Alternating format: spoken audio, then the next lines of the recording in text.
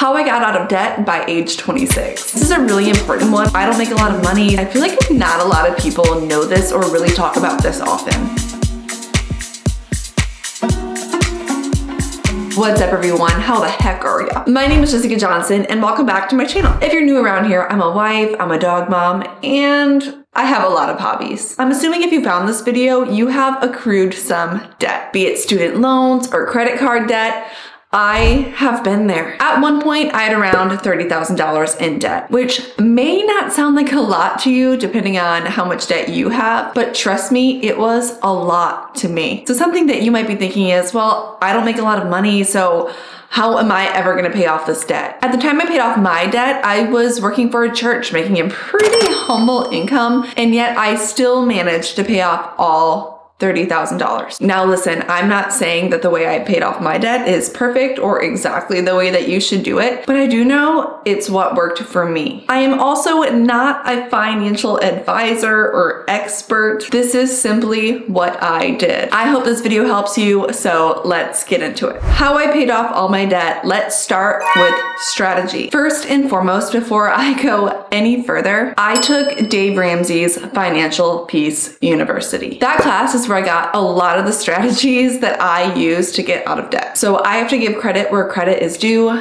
Thank you, Dave Ramsey. You're the man. What a guy. Next, before I started chipping away at my debt, I got a savings fund together of $1,000. Why, you ask? I mean, come on, I'm trying to pay off my debt here. I know that sounds weird and it might feel like you're going backwards, but the reality is that life happens all the time. Car breaks down, what have you. That $1,000 in savings is essentially a buffer between you and those moments. That way you're not tempted to put those kind of things on credit cards, which you're trying so hard not to use right now so you can pay off your debt. Personally, I thought that was gonna be such a hard first step. So I actually aimed for $500 first to put in my savings. But once I got that $500 in there, I realized I could get the whole $1,000 in there. I can do this. The next thing I did, again, this is something that I did. I'm not saying you have to do this. I cut up my credit cards. That's something in my Financial Peace University class, they had us do like right then and there in the class. For me personally, this removed the temptation to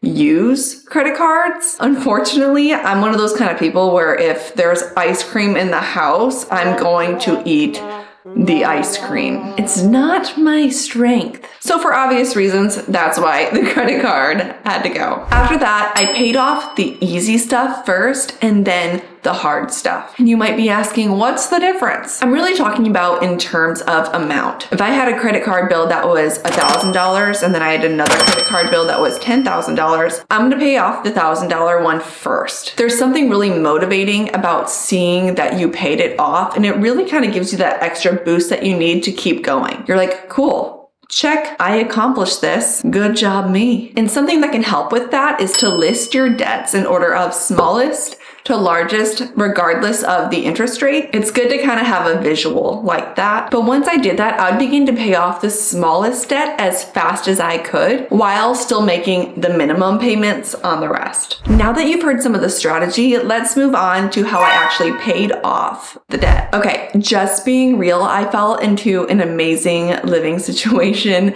that allowed me to pay off a ton of debt and save a lot of money. That was pure blessing. With that said, my suggestion for you is if you can, find roommates, or if you have a house, you know what I mean, have friends move in, or if you're young enough and you're able to move back in with your parents. This can save you a ton of money and you can get out of debt a lot faster. For me, that move was crucial. Okay, ladies, this one might sting a little. I didn't get my hair done. I didn't go to Starbucks or go to, you know, whatever coffee shop of choice, like ever. I hardly ever got my nails done or ate out. I went to like Cheap Cuts or whatever for like a trim on my hair. And I cooked at home a lot and cooked a lot of the same meals often. It doesn't mean that I wouldn't do it at all. If I had a special occasion coming up, like a wedding or something really, really important to go to, and I wanted to look extra nice, those are the times that I would get my nails done. I didn't really buy anything new for my house. Most of the things that I had owned, or if I needed something, I would usually go on Facebook Marketplace or ask a friend if they had that and if I could borrow it. I put everything extra straight to my debt. Tax return, debt. Bonus check, debt. Photography gig, debt. I didn't even want to be tempted to use it on myself, so I couldn't even look at it. So it came in and I was like, over there,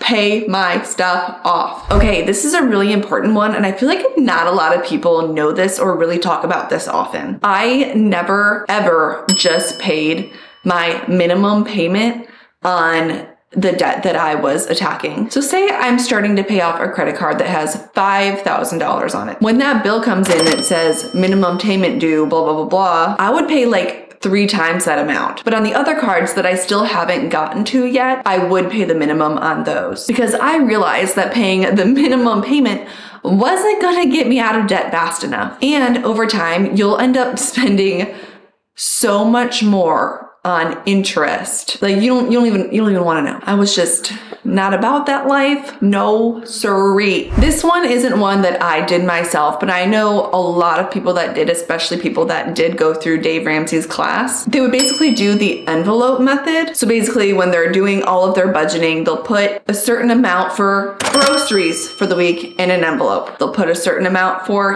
personal spending for the week in an envelope. And that's all the cash that they are allowed to use. The benefit of that is not only does it keep you disciplined, but you actually feel that exchange of the cash. Because nowadays, since we're all using, debit and credit cards, you don't really feel that purchase as much. It's like, oh, it's $5. Oh, it's whatever. But when you're using cash, you're probably like, oh, wait, but that's $5 less than what I have in this envelope. Maybe I shouldn't use this money. You know what I'm saying? My final advice, because I think this is important, you can still be generous while getting out of debt. You don't want to be so consumed in paying off your debt that you actually become a miser. So if God put it on your heart to give, just give and trust Him with those details. That's what makes generosity generous to begin with. Okay.